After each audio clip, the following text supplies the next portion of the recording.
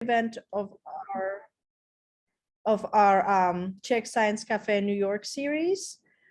And here with us tonight we have Eliška Materna Mikmeková, who is going to talk to us about electron microscopy, the pride of the Czech Republic. She is a visiting Fulbright scholar at Rutgers University, New Jersey, where she has been focusing on applications of advanced low-energy electron microscopic and spectroscopic methods in nanomaterial science.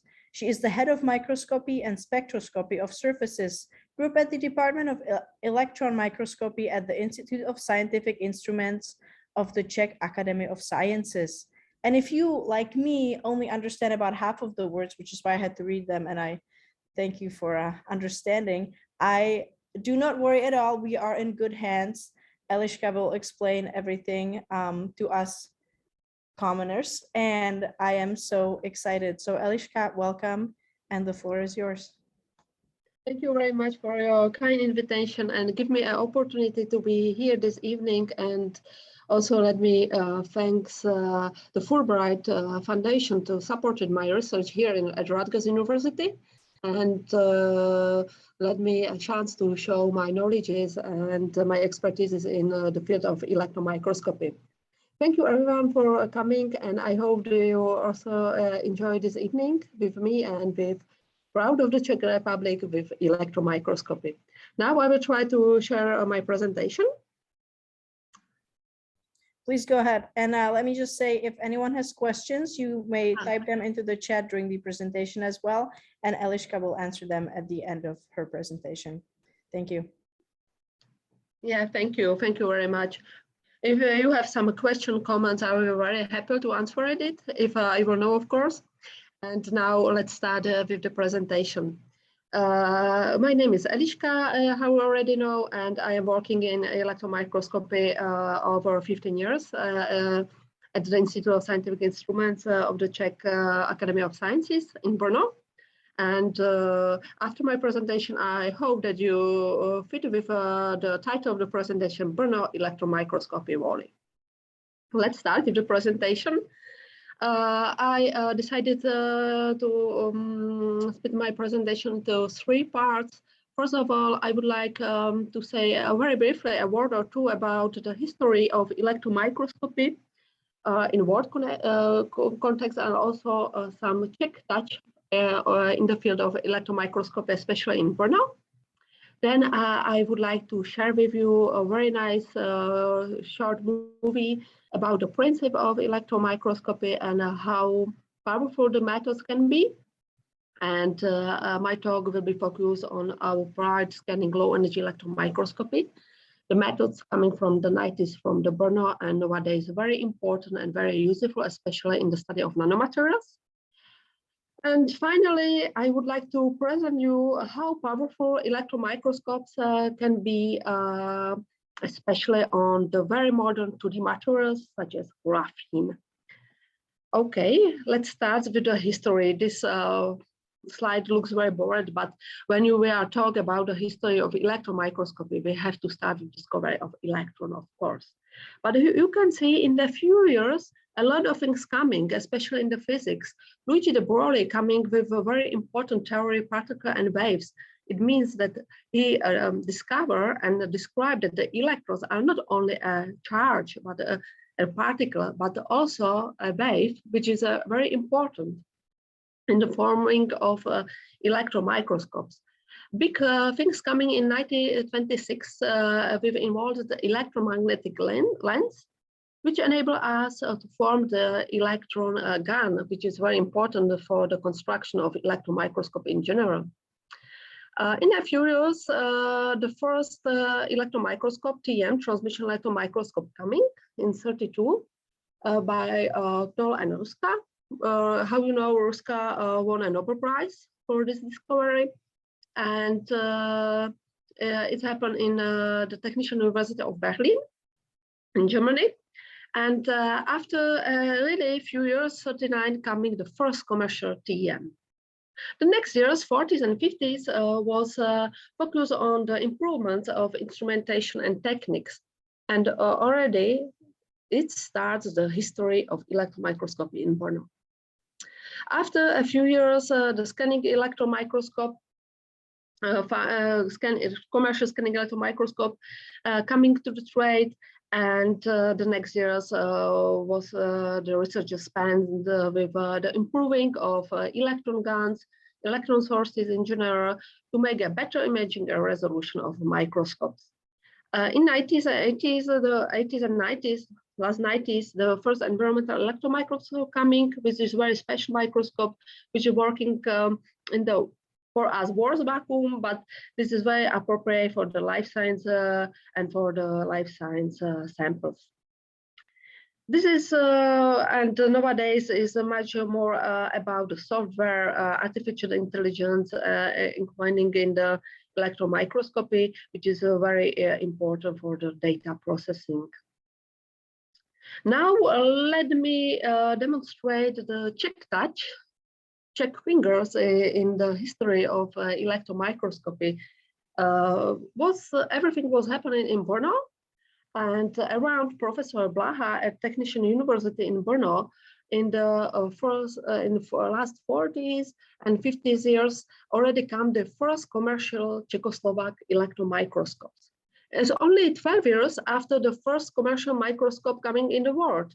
And it should be noted that with very fantastic parameters.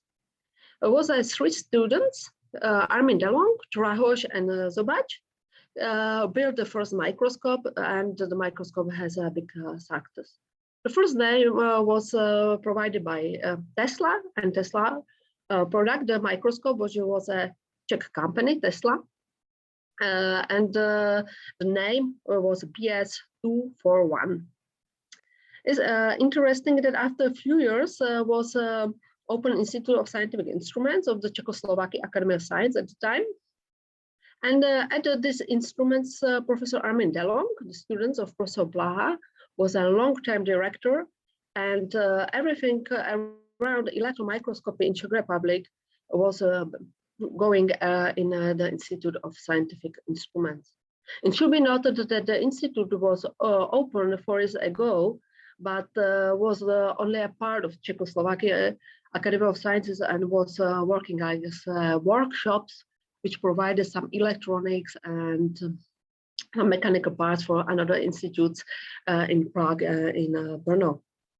The big thing coming in 58, and we were the first on the world with coming with the tabletop microscope. The small microscope, a very simple small microscope with fantastic parameters, which was working at 30 to 75 kilovolts. And we won a Brussels medal at Expo. And it was so popular that more than 1,000 of these electron microscopes was produced in the next years with some little improvements. And the export was provided into 20 countries around the world. And at this time, it was interesting not only to Soviet Union or Poland and the communistic countries, but also to the West. The microscope was so popular that it was also exported, for example, to France and everywhere, because his parameters was one of the best on the world. The next microscope was a bit different, was focused much for the scientifics, and was not only a microscope, was only a microscope equipped with some spectroscopic methods for the chemical analysis and so on. This was very popular, BS350, and was already the scanning electron microscopes provided for the scientists, and it was very popular. And history go on, and it was developed much more things at the Institute of Scientific Instruments. But with freedom in 90s, a lot of people from the Institute of Scientific Instruments and around the electron microscopy of Brno started with their business in electron microscopy. And three were nowadays very successful companies such as Tescan, DeLong Instruments, and Thermo Fisher Scientific, first Delmi and AVI, if you remember this name, was built, open, and now is a very successful company in Brno. It should be noted that is microscope, 30% of the production of electron microscopy coming from the Brno. And not all the microscope is developed and built in Brno and export over all the world, and is very popular and one of the best on the world. And everything is coming in Brno. This corresponds with the title of my presentation, Brno Electron Microscopy Valley. I would like to focus on one thing which I continue in this work with my research group, and this is low energy electron microscopy.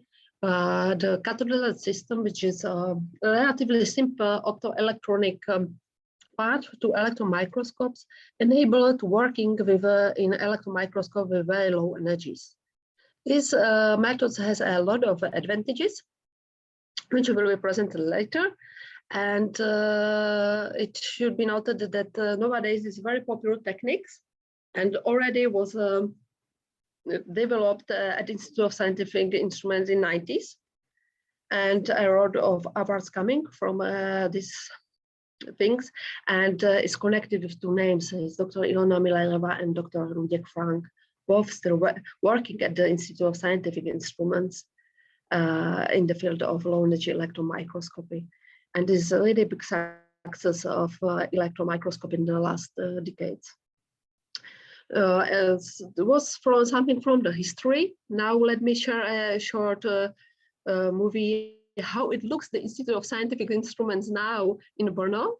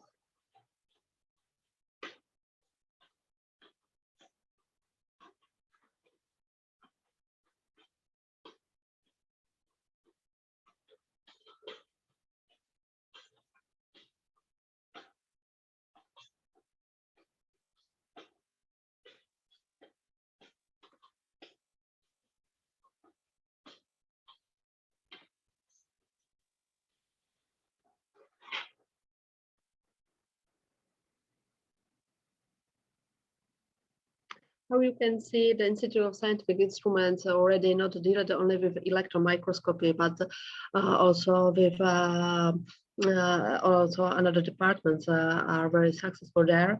And nowadays about 200 researchers are working in the Institute of Scientific Instruments.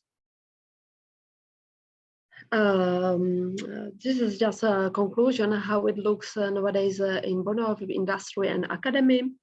In industry, I already mentioned that three companies, very successful company, operate in Brno. It's Thermo Fisher Scientific, Tescan, and DeLonghi Instruments. We are product both transmission electron microscopy, secondary electron microscopes, and also some special limb systems and so on. This company do a research together with the academy, mainly with two partners, with Institute of Scientific Instruments, of course, and the SATEC. This is a new center, European Institute of Technology, which connected the universities in Brno, and there is a big electron microscopy departments there. And we cooperate especially in the joint project supported by technical agency of the Czech Academy of Sciences. And nowadays, 30% of the global production of electron microscopy coming from the Brno, from the South Moravia region. We are very proud of this. It's one of the best microscope.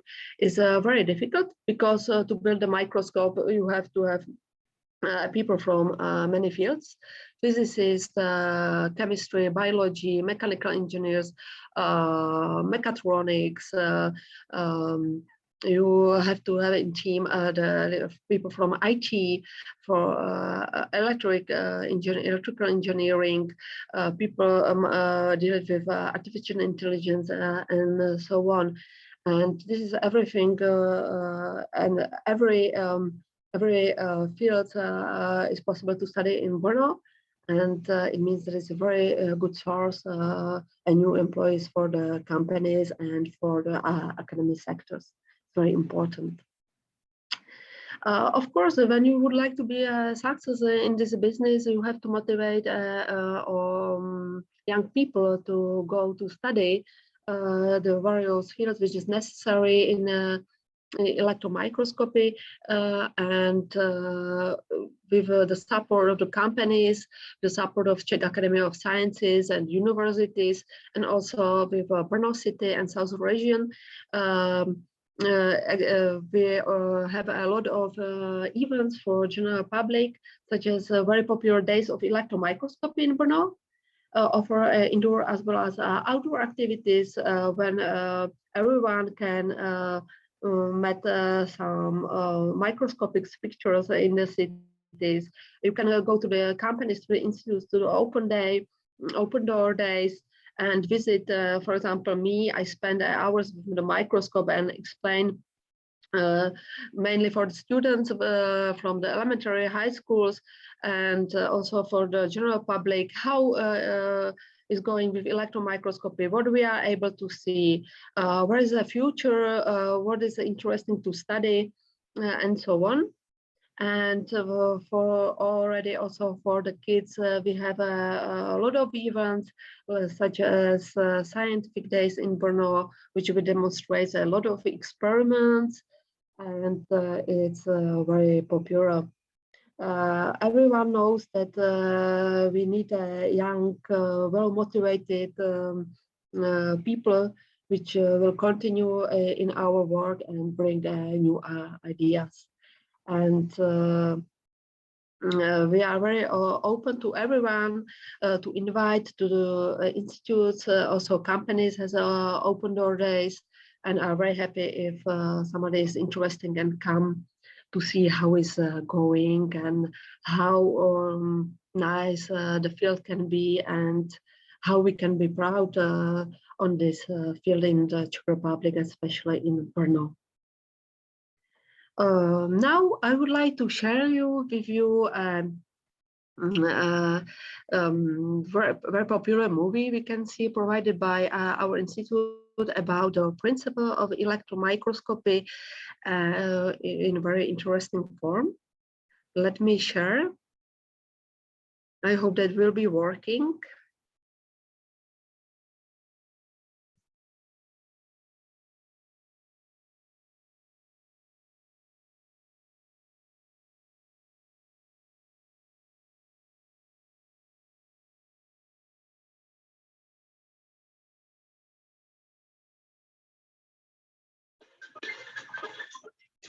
I hope that you are seeing everything okay.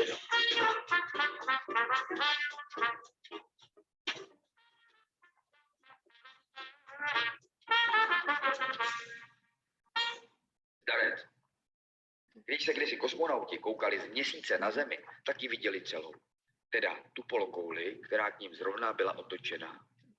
A když se teď astronaut z oběžné dráhy dívá zrovna na tu část, kde je Evropa, Česko, Praha, Brno, tak tam někde jsem já, jak zrovna jedu kvůli tomuhle novému dílu Neskreslené vědy do Ústavu přístrojové techniky Akademie věd České republiky. Ale jakkoliv bude ten astronaut mžourat, tak mě doopravdy neuvidí, protože z vesmíru jsem moc malinkatej. A když se teď vy podíváte kolem sebe, tak stejně jako ten astronaut nemůžete vidět celý ten mikroskopický svět okolo vás, tvořený bakteriemi, částicemi a organismy, které jsou příliš prťavoučký na to, abychom je spatřili pouze našima očima. V dnešním díle si ukážeme, co můžeme vidět supermoderním elektronovým mikroskopem, abychom se mohli podívat až do nanosvěta. Co je to vlastně nano? Základní jednotkou měření je 1 metr, to víme. Abychom se dostali až k nanometru, tak nám stačí dělit desítkou, ale až 9krát po sobě. Půjdeme postupně. 1/10 metru je decimetr. Jeho 1/10 je centimetr. 1/10 centimetru je milimetr. Ten máme i na pravítku. Milimetr děleno 10, děleno 10, děleno 10, tedy tisícovkou je mikrometr. To už žádný školní pravítko nezměří. A mikro, to už máme v názvu mikroskopu, protože mikros znamená ve staré řečtině malý a skopein znamená dívat se. Ale pozor, elektronový mikroskop jde ještě dál. Mikrometr vydělíme další tisícovkou a konečně tu máme nanometr. Teda už se mi z toho teda točí hlava a připadám si hrozně veliký. Takový rastrovací elektronový mikroskop totiž umí zvětšovat milionkrát. Kdyby jsme změřili, dejme tomu mě, já měřím takových 1,80 m plus minus. No tak bych měřil 1800 kilometrů plus minus nějaký kilometry. Asi tak daleko je z Prahy do Madridu. Nebo takhle. 10 koruna má 2,5 cm. Takže zvětšená by měla 25 km v průměru. To by zaplácla celou Prahu. I s těma satelitníma městečkama. A taková typická bakterie, což je ve střevech, Escherichia coli se jmenuje, má jen 2 mikrometry. Tak ta by měla asi 2 metry a asi by mě teda přebrala, když já mám jen 1,80 m plus minus. A taky teda já dámy netlučuju. A 100 nanometrů má virus chřipky. V nanosvětě je to jako míček, co má 10 centiáků v průměru. To bychom ho mohli rovnou odpálit a pak na podzim nedostat chřipku. No a jak můžeme vidět chřipku tak dobře jako míček? Virus měříme v nanometrech, takže ho vidíme jenom v nanosvětě. A na ten potřebujeme speciální kukátko. Proč? Když jsem chodil do školy, tak jsme tam měli mikroskopy, ale žádnou chřipku jsem tam nikdy neviděl. Obyčejný mikroskop je totiž světelný mikroskop a ten používá viditelné světlo. To dá přece rozum, když se tak jmenuje, že jo? Abychom si ukázali, proč viditelné světlo nestačí, abychom viděli cokoliv nano, musíme si o tom světle něco důležitého říci. Jdeme na to. Světlo je vlastně elektromagnetické vlnění. No ano, kdy světlo se vlní a podle toho, jak se vlní, má barvy. Barvy celé duhy. Vlnění měříme vlnovou délkou, vzdáleností mezi vrcholky každé jednotlivé vlny. Nejzubatější vlny má fialový světlo. Mezi špičkami jeho vln je vzdálenost 400 nanometrů. Nejširší údolíčka mezi vrcholky má červená. Má vlnovou délku skoro 800 nanometrů. Pamatujete si ještě, kolik nanometrů má míček, kterým je v nanosvětě virus chřipky? Ano, 100 nanometrů. A protože je tak maličký, viditelné světlo o více-méně obvlní a v obyčejném mikroskopu se nám objeví jen jakási rozplizlá čmouha. Takže abychom viděli nanosvět, potřebujeme vlnění s co nejmenší vlnovou délkou, aby se nám to, co chceme vidět, neschovalo v mezerách mezi vlnkami. No ale jak takový vlnění získat? Pomocí elektronového mikroskopu. Ten si totiž na nanosvět posvítí urychlenými elektrony, které díky dodané elektrické energii tvoří vlnky až 1000krát nahouštěnější než běžné světlo. Elektronové mikroskopy můžeme zjednodušeně rozdělit na dva typy. Transmisní elektronové mikroskopy, zkráceně TEM, Transmission Electron Microscope, a řádkovací elektronové mikroskopy, zkráceně SEM, Scanning Electron Microscope. V obou případech se elektrony pohybují ve váku, protože jinak by jejich srážky s molekulama vzduchu zapříčinily neostré, nekontrastní zobrazení zkoumaného vzorku. Rozdíl mezi oběma mikroskopy tkví ve způsobu zkoumání vzorku. TEM vzorek jen prosvítí, podobně jako stará promítačka diapozitivu. SEM ohmatává vzorek bod po bodu. V TEM je vzorek umístěn mezi elektromagnetickými čočkami a proto musí být opravdu, ale opravdu extra tenoulinký.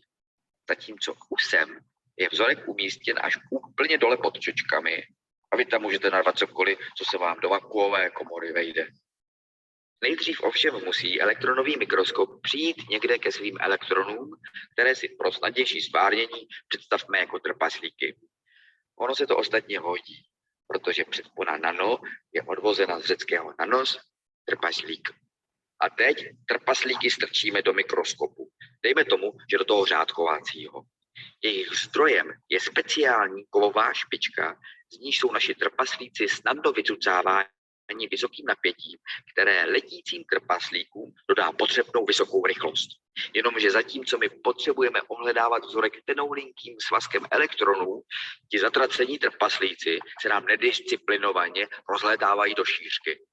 Proto je do tohoto uzoučkého svazku musíme srovnat kondenzory. Trpaslíci, kteří toto nepochopili a přesto svévolně zabloudili kamsi mimo, by nám kazili výsledný obraz. A proto jsou clonami nekompromisně zadrženi v dalším letu. Stigmátory, speciální magnetické čočky, upravují pozici letících trpaslíků, aby výsledný průřez svazku byl dokonale kulatý a ne nějak divně šišatý.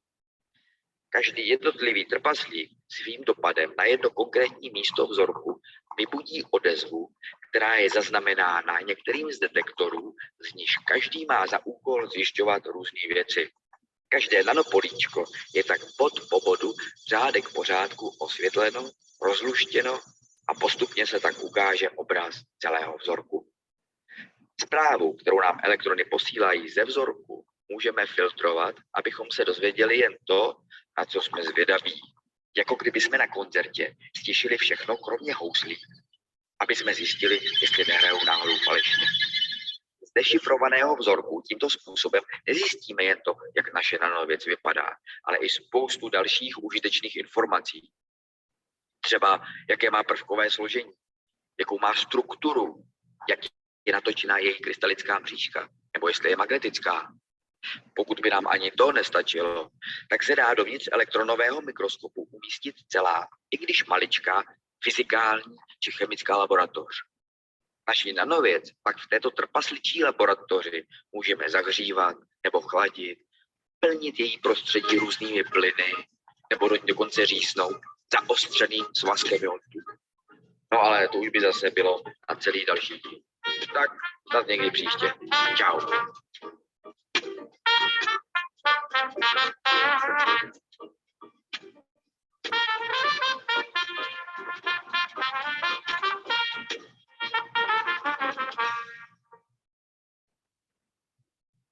I hope that you enjoy our very nice and very simple movie of electron microscopy, and you are already expert for this topic. And let me continue with the presentation. And we will talking much more about the research now, because you already know how it's working. We use electron microscopy, which are provided mainly with Thermo Fisher Scientific company, because we are very close cooperate with this company, especially on the projects. But we also build our own electron microscopes, usually UHV, ultra high vacuum, for the study of physics. And let me invite you to our laboratory.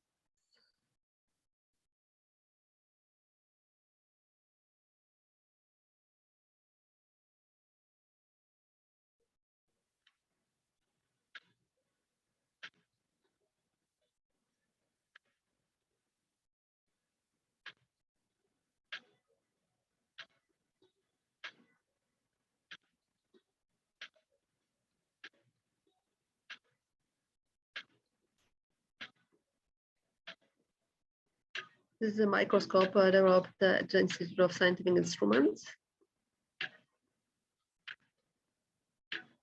Doesn't look, but it is a microscope too.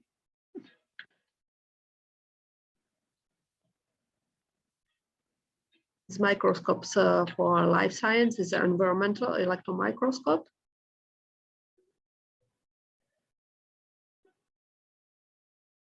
Where you can study live organism.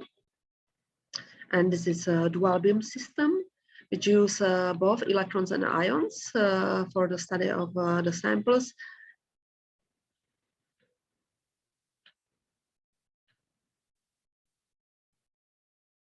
And now we can start with research with scanning low energy electron microscopy, which is my topic when I am working with these techniques nowadays about 15 years.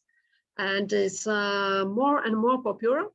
How you already know, the methods was formed in 90s at the Institute of Scientific Instruments, and is commercially available about 20 years. But still a lot of questions and things are coming. How to improve and how to explain the microscopic images. And the principle of cathode lens is relatively simple. You need to dissipate the electrons because you need the low energy electrons to study your samples. And it's provided by the negative bias spaceman. Negative bias is put on the samples holder usually, and detectors are grounded. The big advantage of the system is simple. You can be mounted to commercial microscopes, and is operate in both in reflection, also in transmission mode. The decreasing of interaction volume or information volume is very important for a surface analysis. It means that it is very powerful technique for study of nanomaterials. Usually the electron microscopes work, how you already also know, at tens or even hundreds kilo electron volts, but when we are talking about the low energy electron microscopy, the energy of electrons is usually hundreds electron volts or even unit of electron volts. Now let me demonstrate the advantages and application of scanning low energy electron microscopy on the samples. Here, during my Fulbright scholarship, I am at the Rutgers University in New Jersey, and a group of Professor Asefa at the Department of Chemical and Biochemical Engineering. It's funny, I am a physicist. And Professor Asefa is interesting, and his group is interesting in the most advanced nanomaterials with very high application potential, especially in catalysis, drug delivery, CO2 captures, and so on. And for his research is very important to describe and observe the materials in details, because with the morphology with the surface of the materials, the properties are very close connected. And usually the standard electron microscope techniques doesn't work well. However, this is a mesoporous silica. This is very popular materials, especially in the catalysis. And Professor Asefa is very curious how the materials looks when you use a high and standard energy electron microscope, standard SEM.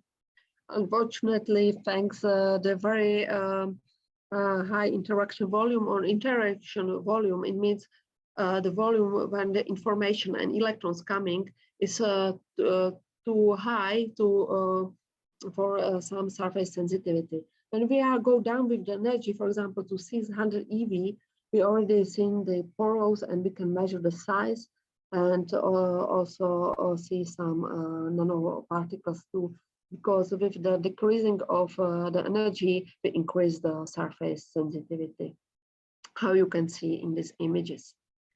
The next big advantage of the scanning low energy electron microscopy is that you can suppress the charging. Charging is a very common effect in electron microscope in the pure or conducting samples or insulators.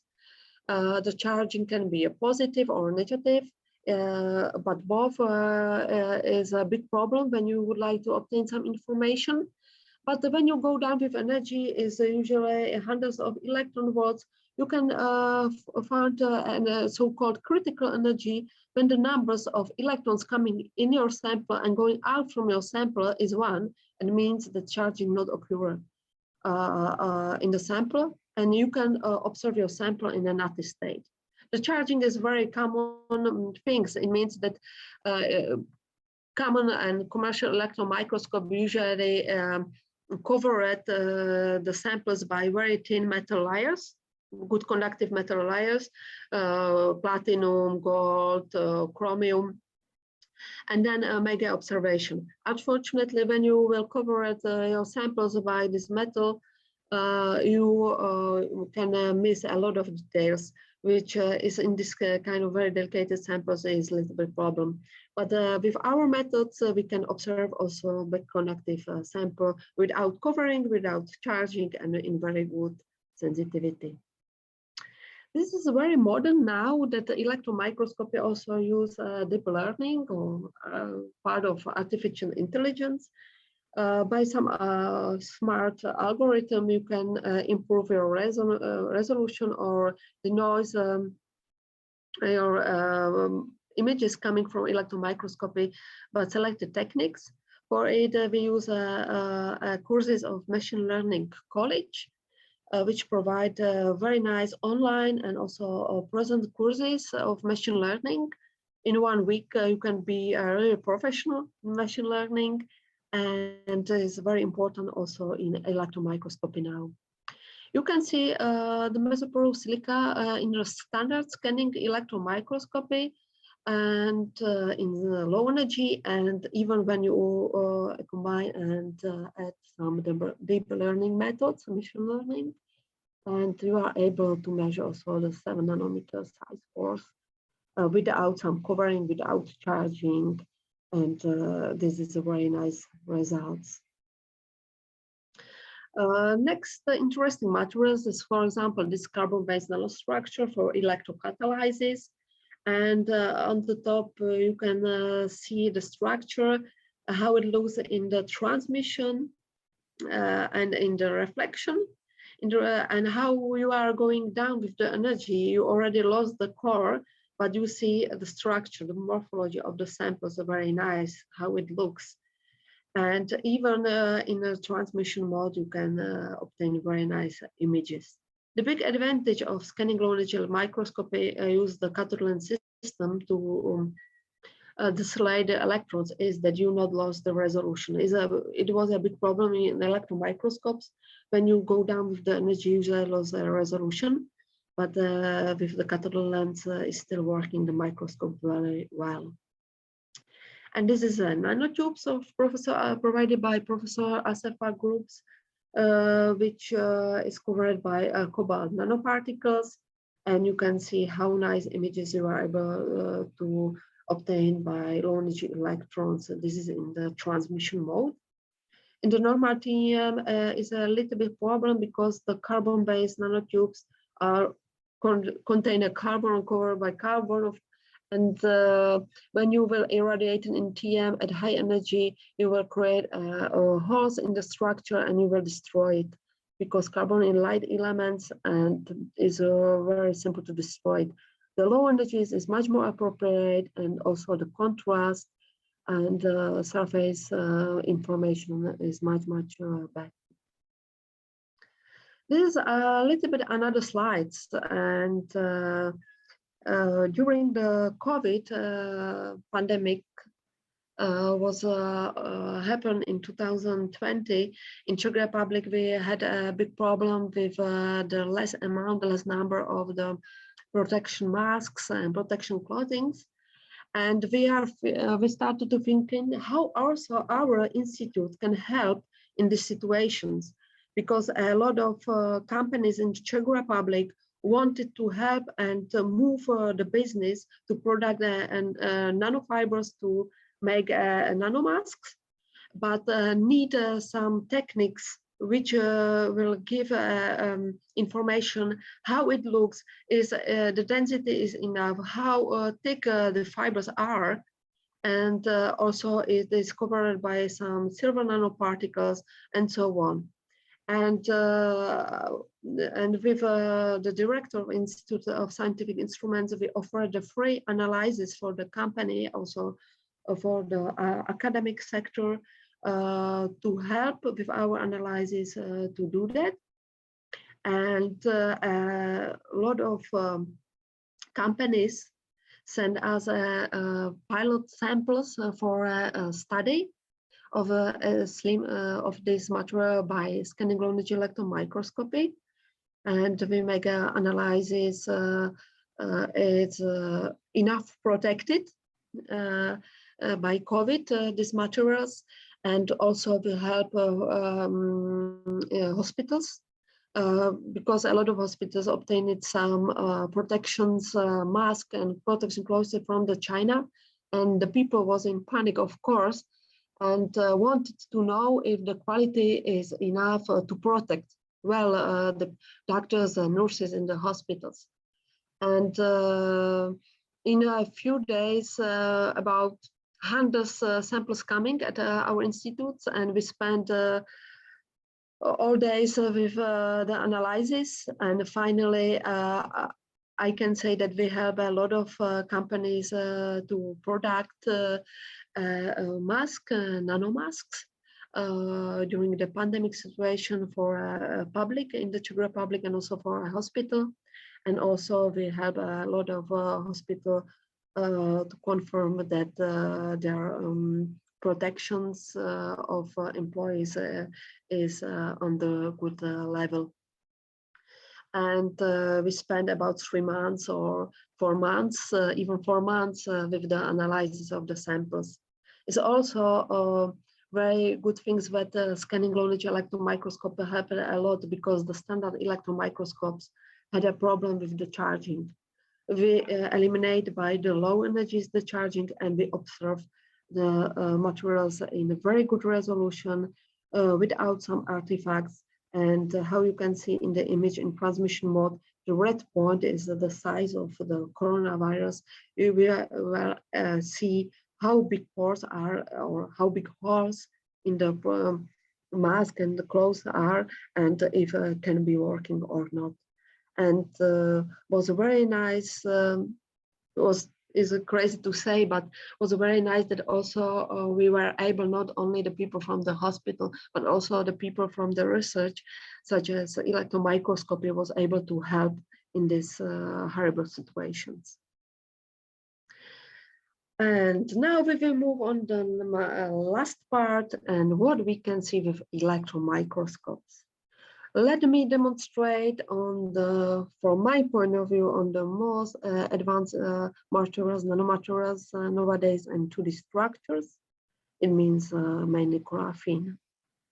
Now you can meet a lot of researchers and journalists notices that the age coming is 2D materials age. The silicon age will move to 2D materials age, and the world and mainly the nanotechnology and electronics and everything will change it with 2D materials such as graphene. Nowadays, not only graphene is a 2D materials. Graphene is very popular because was discovered 2004 by Game and Novoselov in Manchester. You already, I am sure that you already know that Nobel Prize was won by this discovery. But nowadays exists, you can say, hundreds various 2D materials. I mean, 2D, only one atomic thick or few atomic thick materials. From insulator, semiconductor to fantastic conductors such as graphene, and the applications coming in time, especially in the battery, electrocatalysis, hydrogen storage, and also in a common life, for example, filtering water on graphene, and it's a really big potential. But when you would like to product these materials, you have to find methods which will be very enough sensitive to the characterization before you will apply it or optimize the preparation. And this is something what is playing to our card and for the scanning low energy microscopy thanks to the surface sensitivity. You can see on the line that how you already know from the popular movie that the electron microscopy are usually divided into two types. But nowadays exists also scanning transmission electron microscopes. But when we will split through the energy, the TM usually working from 300 keV until 6 keV or even lower nowadays. And it's a very big, very delicate systems which are able to even see atoms. How you can see here, this is a graphene and a typical hexagonal structure. Unfortunately, TEM use a high energy, can make a structure damage, and this is a problem in the light elements can be sputtered from the atoms from the structure by electrons, so with high energy. We are going to lower energy. And I would like to show you on the graphene how powerful 30 years old technology is now and what we are able to see and do with scanning low energy electron microscopes with the energy below 1 keV, 100 EV and lower. This is our electron microscope developed at the Institute of Scientific Instruments. Which is equipped with the cathode lens system, but also already commercial microscope working with the energies. And what is interesting on this system that is not only electron microscope, is also a spectroscope, Auger spectroscope is added to the system and preparation chamber. And what it should be noted that is a very complicated system. When you would like to change the sample, is usually one sample takes 1 day preparation to main chamber, and then 1 day observation means 2 days makes one sample observations. But it's a very powerful microscope for the studies. The Swedish Graphene we prepared by itself. Of course, we are into scientific instruments. We build the classic furniture to CVD reactor and grow the graphene on the copper foils by itself. And this is the observation, and I would like to present how powerful the low energy can be in these atomic thin materials. This is standard 10 keV observation by 10 keV electrons.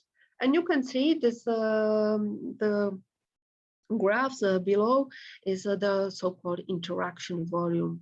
It means this is the information depth, the depth which electrons go to the detectors.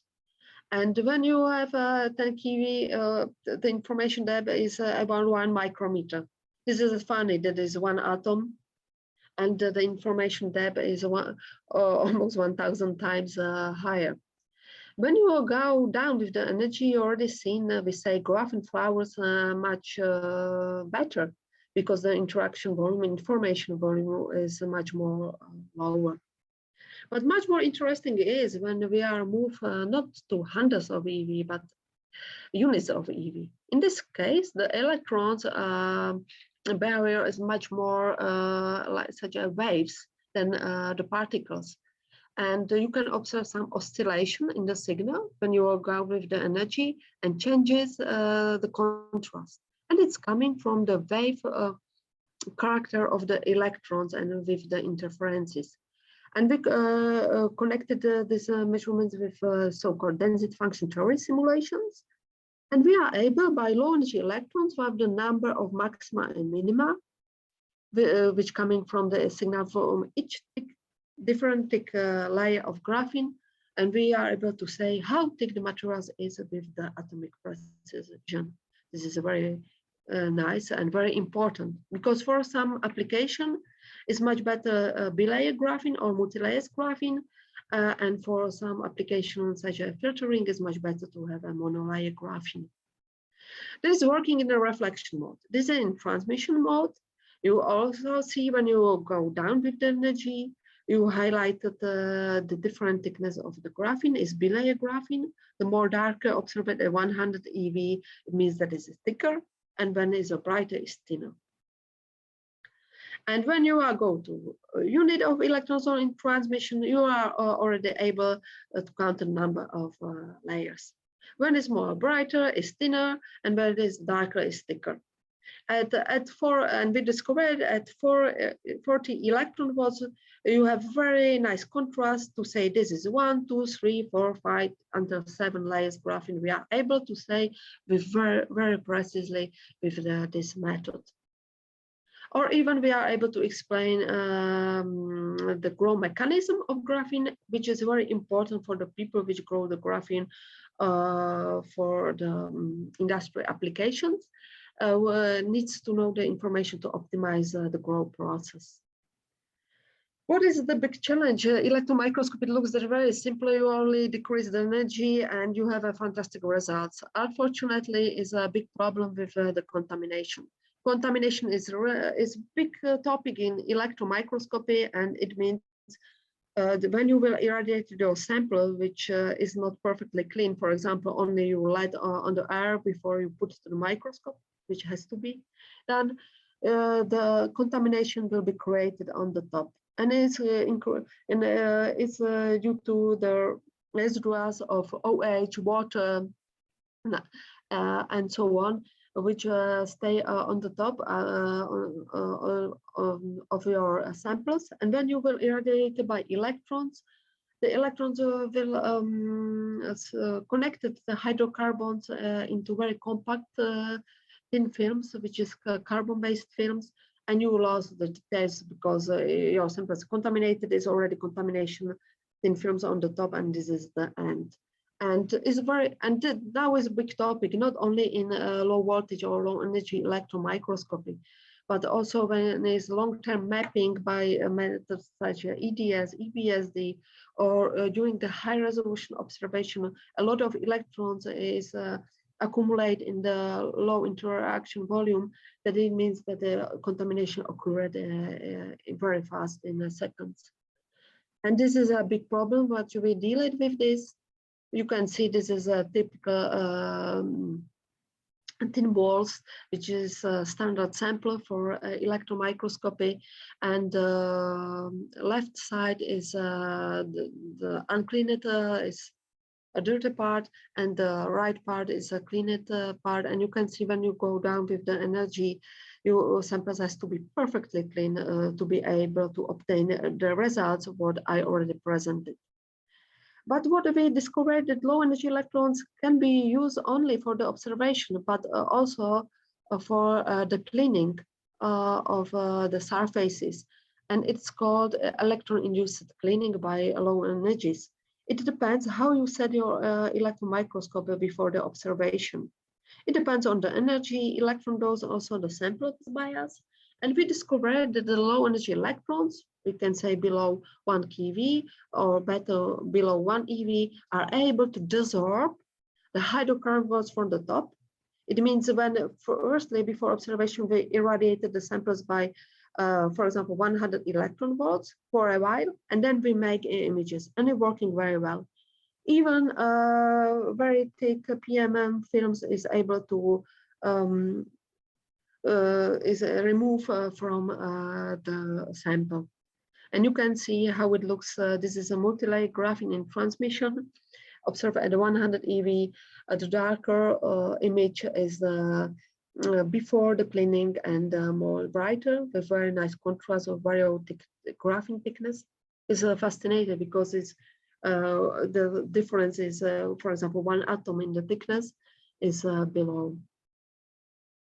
What I presented that SEM low energy or low energy electrons are very good for the study of so advanced and so sensitive materials such as graphene, and we are able to do a quantitative or qualitative observation, even layers counting by low energy electrons, and describe the mechanical grow mechanism of the films on the foils.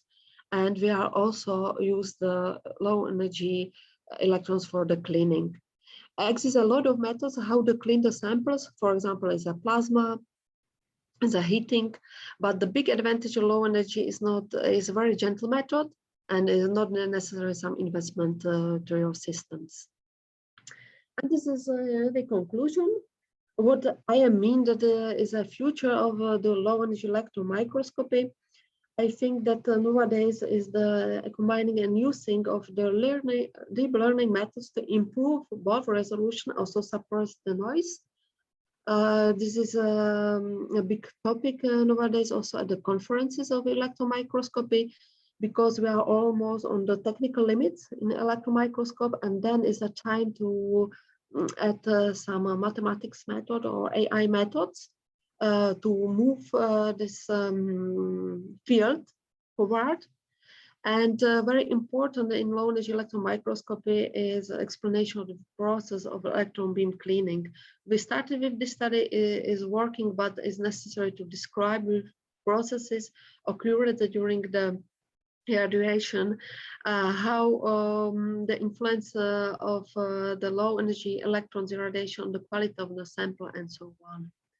And also the very important things to be a success in electron microscopy is find well-motivated young people which would like to continue in research in the field of electron microscopy and coming with new ideas and new technologies. And this is all from my side. I hope that you enjoy our movies and my presentations. And if you have any questions, I will try to answer it now. Or if you would like to talking more in details, or even discuss the possibility to do a research in electron microscopy field together with our groups, please no hesitate and contact me at by email. I will be very happy. Thank you very much. Thank you very much. What a incredible presentation. I am still trying to wrap my mind around it, to be perfectly honest. I'd like to encourage our audience to put any questions you may have in the chat. I'd like to ask you, one of the machines we saw in the presentation was called an electron welding machine. Did I see that right? Can you explain to me what that does a little more? This is provided by another group, but the welding machine is a very interesting product of the Institute of Scientific Instruments, because the technology was patented by our institute, and now is product of the very nice German company, and is using usually when you, for example, connect the two materials, which is not possible by another methods, but by electron is possible, and very fast and very nice. And for example, is very important for the science research or for astronomy. It's very nice. But I'm sorry, I'm not a specialist on this topic, but I know that if, for example, when you have two materials which are not possible to connect it by other methods, by gloom or by plasma or something like that, there's only one way how to do that. Wow. That's incredible. And I love that we just went from, you just mentioned astronomy, so we just went from the tiniest things to like the biggest things. What an incredible field to be Yeah, in. it is. I think that the most important in this field is that so many people for various fields of expertise has to be acquainted to be able to do something like that. And this is something what is very strong in Brno, that we have 5 universities in Brno, a few institutes of Czech Academy of Sciences, and we have all experts in various fields, and we are really very good in this, and this is really proud of the Czech Republic. And I hope that I am showing. You absolutely are. And you know, you mentioned in your presentation that Brno is where 1/3 of the world's production is, which is just absolutely incredible. Yeah, it's and you can imagine that it's not a simple tool. It's a very delicate, very complicated tool, you know. Absolutely, absolutely wonderful. We actually have a question from the audience. Can you tell us again your future plans for your research and your main interest in the field? In the future, I would like continue with these techniques, low energy electron microscopy, but I would like focus on the 2D, on another 2D materials, not only graphene, but also mixins, which is a combination of carbon nitride with some metals. Is very important for quantum nanotechnology. And I would like to study this kind of materials. This is very interesting for me, and also here at Radgas University. And I would like to continue the process of the cleaning by slow electrons, because when you would like to obtain nice results, you have to be sure that you have atomically clean surfaces. And this is something what I think this is small things, but the big thing in general, you know. You have to do that before you obtain the nice results. And this is something what I would like to spend more time with the contamination. Explain the process, because it was a big problem in 40s and 60s, because the vacuum and vacuum pumps was used as oils, and oils evaporated to the chambers. And the contamination was horrible. A lot of people dealt with the problematic. After that, when the dry vacuum coming, it means not use oils, even the topic was stopped for 40 years. Nobody interested in this topic because not so big problem. But then coming, when the low energy electron microscopy is so popular and so useful, a powerful techniques, especially nanotechnology, and also the people are interested in the atomic observation, you know, a high resolution observation. Now it become a big topic, but already we miss a lot of experts. And this is something what I really feel that is a big hole on the trade and in research. And this is something what I would like to continue in this. I know it looks very small, but it's very important from my point of view. No, the pictures you showed us were, I think, really illustrated well how big a difference it makes when you clean the thing properly. It that was very clear. And you know, it's hard, like, you know, I'm just thinking of all the possibilities of things you can see that you don't even know that are there because you haven't cleaned them properly, right? Like, that's so. I think that is, and this is also, exists a lot of methods how to clean the samples, but it has limitations. For example, not so much samples are possible to heat it. The temperature stability is very low, or we use oxygen plasma, but oxygen plasma remove hydrocarbons. But when your materials are carbon-based, you also destroy your materials, you know. Right. And this is a big problem. But now we discovered also a way how to do that. And what is for me very interesting that the people not need some investments, only use electrons, which is already has in the electron microscopy. And this is what is for me important, that the method will be for free and for everyone. Wow. Wow. Is that a big challenge in your field right now, like funding and privatization, or is it mostly you know, for the public good right now? I'm sorry, you are asking, is difficult for me to obtain some grants and this kind of thing, some investments? Yeah, or more like, you know, is privatization and sort of protecting intellectual property sharing. I don't know how much you can speak on that, but I would actually be really interested in. Republic, I think that this is something what this is also something what why I come to United States to learn about it. Because in United States at the university, Special Professor Asefa has a fantastic background in this, in patents and how to deal with it. And this is something what we really miss in the Czech Republic. We offer everything for free. We never protect it so much because we have money for a long time. It's expensive without discussion. That is a problem with European protection, European patents. Will be one European patent with some court in Strasbourg, but when we will patent it, it's expensive. You have to find the money to it. You have to pay 10 years for it. And finally, the patent has to be so perfectly right that the company hasn't a chance to find little things, how to, find a way, how to, destroy it.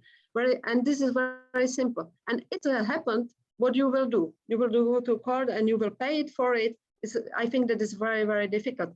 And this is something what, especially thanks to Fulbright and my stay in the United States, I learned about it, how to do that. And also in Czech Republic, we have to start to know our price. This is a better. Also, we have offices which help us at universities, at Czech Academy of Sciences, but still is a pioneer work, I guess. Interesting. Well, thank you so much for sharing everything tonight. This was so wonderful to have you. We're so happy. Congratulations on your work and on your Fulbright. And hope you have a great rest of your evening. Thanks everyone for joining us. Thank you everyone, and thank you very much for a very kind invitation and a very nice